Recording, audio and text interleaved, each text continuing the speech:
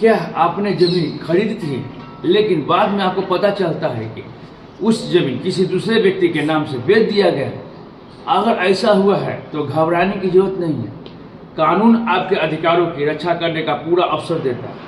आपने किसी व्यक्ति से जमीन खरीदी है और आपके नाम से विधिवत रजिस्ट्री हो गई है।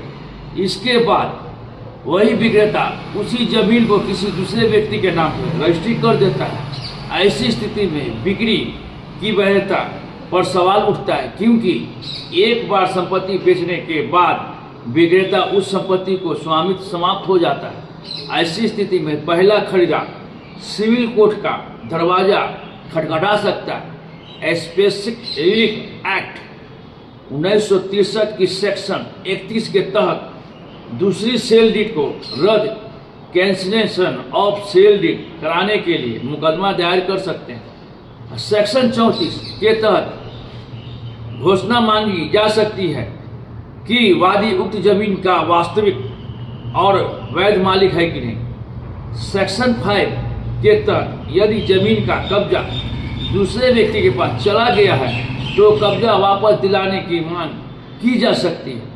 आवश्यकता होने पर परमानेंट इंजेक्शन की भी मांग की जा सकती है, ताकि प्रतिवादी जमीन को किसी तीसरे व्यक्ति को ना बेच सके और ना ही कब्जे में हस्तक्षेप करे। यदि अदालत यह पाती है कि पहली रजिस्ट्री वैध और दूसरी रजिस्ट्री कानून के विरुद्ध की गई है, तो अदालत दूसरी रजिस्ट्री को रद्द कर सकती है और पहले खरीद को वास्तविकता घोषित कर सकती है और कब्जा भी दिला सकती है।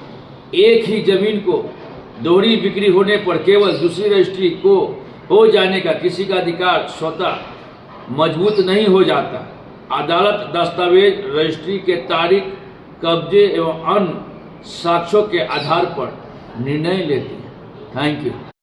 क्या आपने जमीन खरीदी थी लेकिन बाद में आपको पता चलता है कि उस जमीन किसी दूसरे व्यक्ति के नाम से बेच दिया गया है?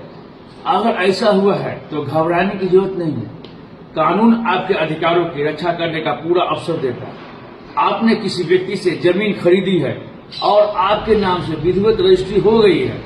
इसके बाद वही विक्रेता उसी जमीन को किसी दूसरे व्यक्ति के नाम पर रजिस्ट्री कर देता है। ऐसी स्थिति में बिक्री की वैधता पर सवाल उठता है, क्योंकि एक बार संपत्ति बेचने के बाद विक्रेता उस संपत्ति को स्वामित्व समाप्त हो जाता है। ऐसी स्थिति में पहला खरीदार सिविल कोर्ट का दरवाजा खटखटा सकता है। स्पेसिफिक रिलीफ एक्ट 1963 की सेक्शन 31 के तहत